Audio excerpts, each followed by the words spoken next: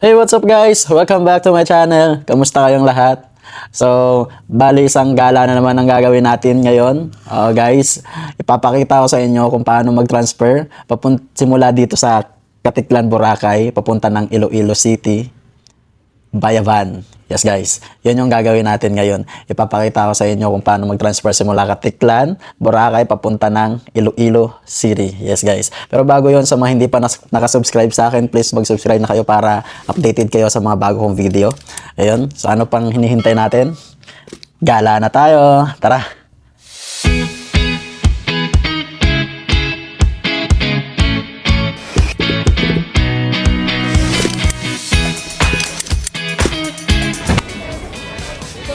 Dito po tayo, ma'am, sir. Dito po.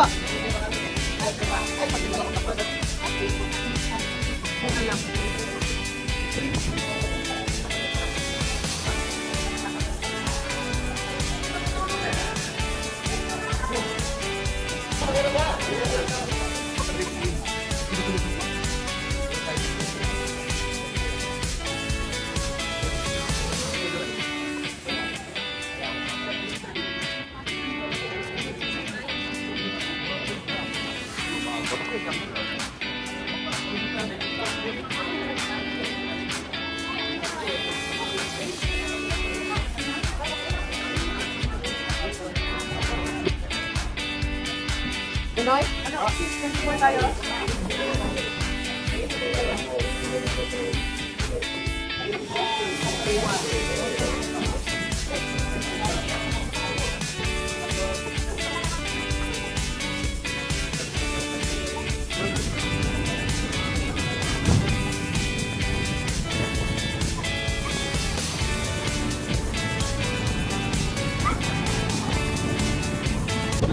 So yan, balik kakatawid pa lang natin. Gagawin naman natin ngayon, pagbaba ng ano, is hahanapin na natin agad kung sakayan papunta ng Iloilo. Kasi pagkakatanda ko guys is, dito na siya mismo sa may Katiklan. So hahanapin natin siya.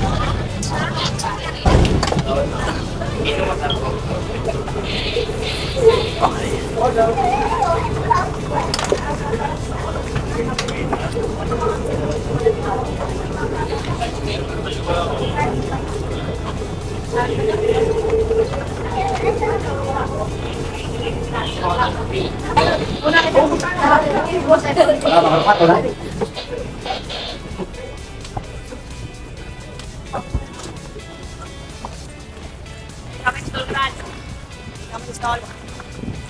Okay. So, bus.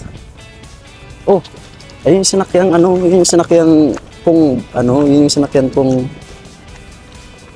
sinakyan kong barko papunta dito. Ayan. So, dito na tayo. Hanapin na natin kung saan yung sakayan na papuntang Iloilo. May mga bus dito or van.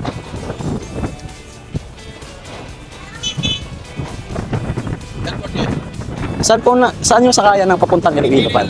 Iloilo van? Oo. Saan kayo, sir? Oh, airport.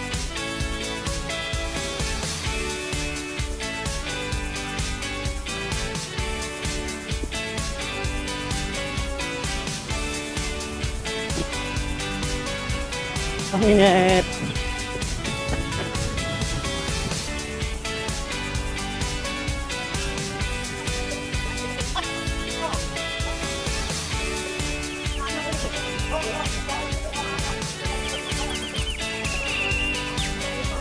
Ano?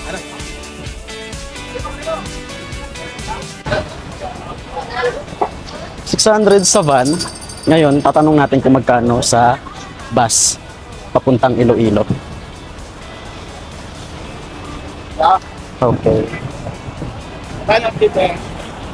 Southeast.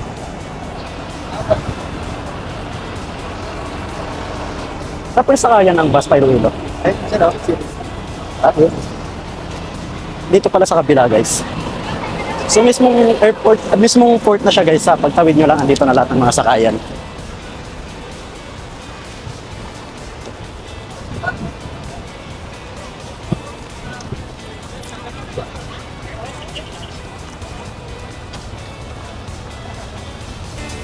Magkano po per head pa Iloilo? 510. 510? Oo. Okay po, thank you. 510, Iloilo, 600 naman sa van. Pero 6 to 7 hours yung biyahe kapag bus papunta ng Iloilo. Kapag van naman, 5 to 6 hours yung biyahe niya. So magbaban tayo guys kasi natry ko ng bus papunta ng Iloilo. Sobrang nakakahilo, matagal, ang daming hinto. So try naman natin mag-van. Okay.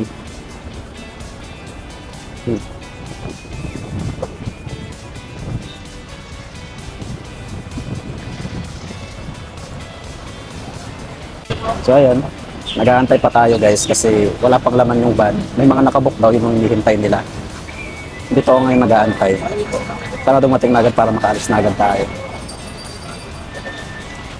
Bali yung ano na to, bali yung sakayan na to is mismo pagbabalang ng bangka. Nakikita mo itong mga van na to, sila yung, tapos yung bus is yung nasa tawid na mga green. Sila yung ano. So ito yung mga van guys. Ayan. Dito siya nakaano.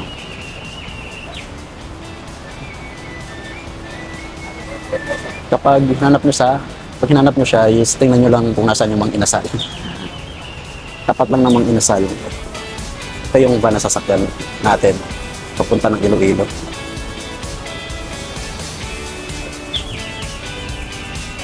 Ang pinaganda lang kasi sa van is talagang limited yung stop niya. Hindi katulad ng bus is ang daming hinihintuan. Kaya mas mabilis tong van na to.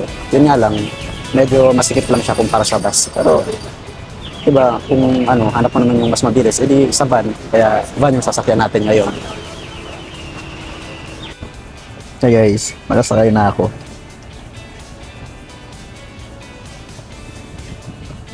Kaso wala pang gaanong laman. Maghihintay pa tayo. Pero sumakay na ako kasi aircon na dito. Binuksan na nila yung aircon. So maghihintay lang tayo. Ayun yung sakayan. Ayun yung bus papunta ng Iloilo. Tapos may mga kainan dito. Tabi niyan inasal.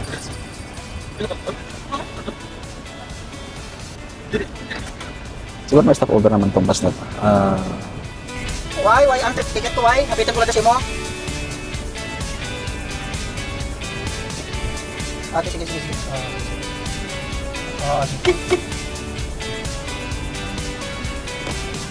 Skipper pa. Action. Dito ba lusot? Wait lang naman. Parang bilhin mo naman. Tama natin na plan.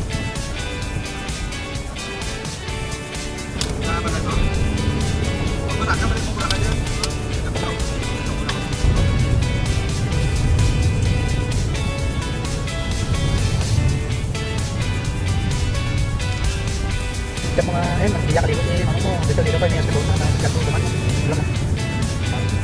Wala mo, dito lang kaya, ha? Pero wala to. Kasi kung hindi mo nakita na kung naitaw lang kami ng bato kayo.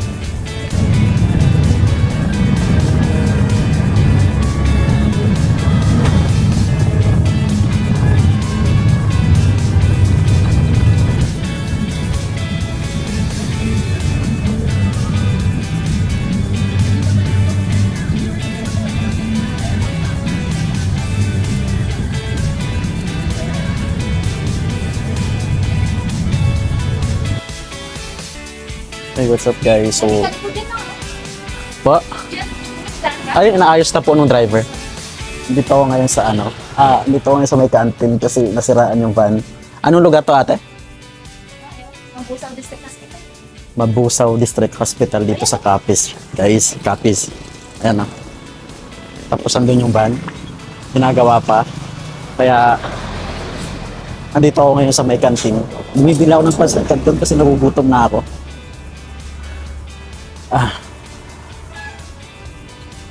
Buti na lang yung ano, buti na lang kung nasira yung van is may mga kantin dito na nakahilera lang kaya dito nakatambay ako ngayon. So sana maayos na rin agad siya kasi yung panibagong oras na naman na maidadagdag yung ano kapag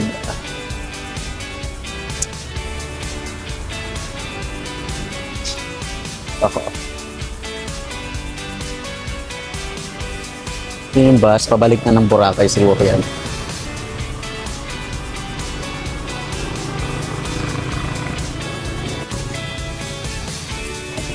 Muna daw ng kanton.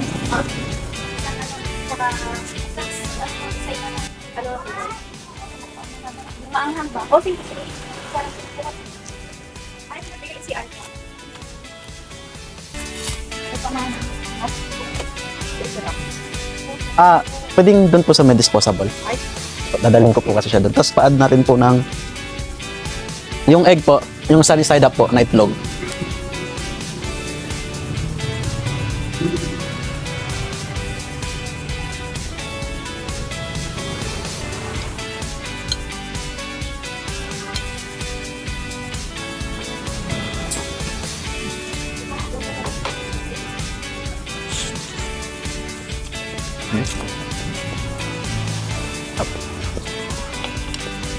Magkano po? 35, 15, 50.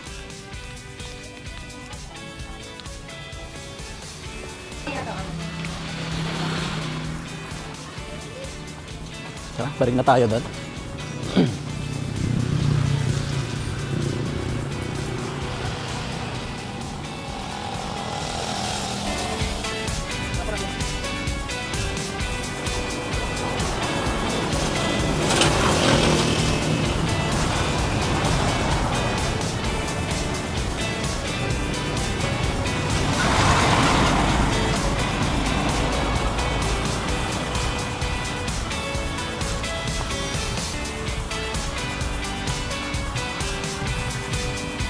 So,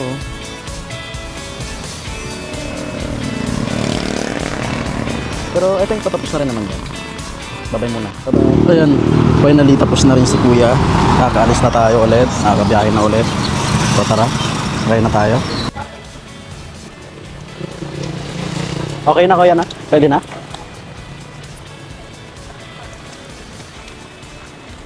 Yan ko lang ilagay yung sa dami.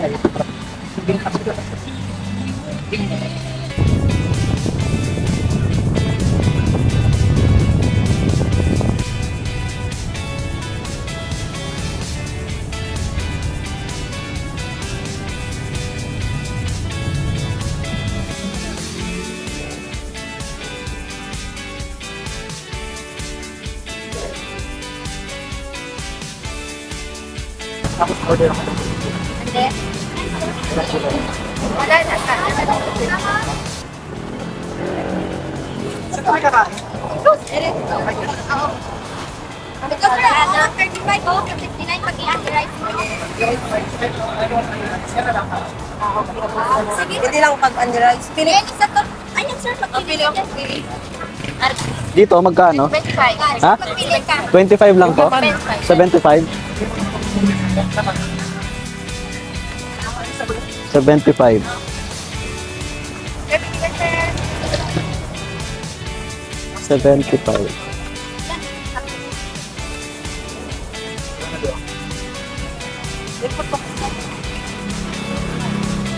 Masarap ba to?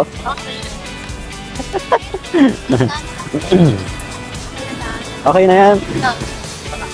Dahil ini sir. Dito ba? 25. Nakapay na ako. Ano to? Chicken skin sir.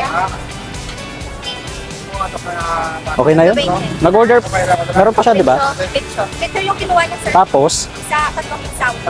ah, Yung sa'yo, ano? Ito. Ay, ito mga.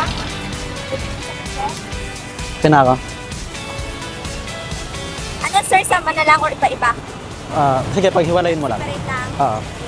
Right? Tig-isa lang. Isa pa rin. Hindi ka...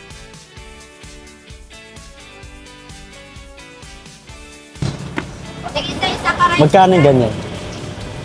65. May table so. 65. Galing ng bata, oh. Thank you.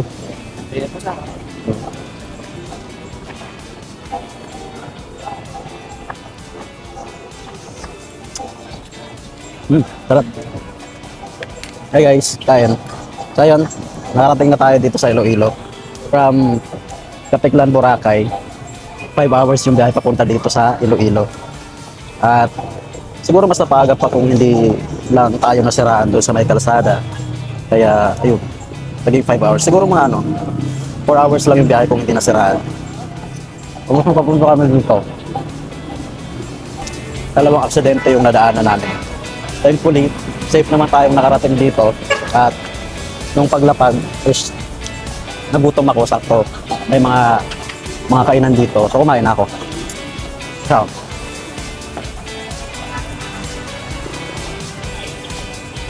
Yum.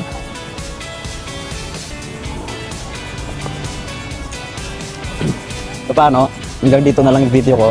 Please subscribe to my channel para at least updated pa kayo sa iba kong video mga kagala. Tapos kita-kits na lang sa susunod kong video. Maraming salamat. Bye-bye. Salamat sa pagsama. Thank you guys.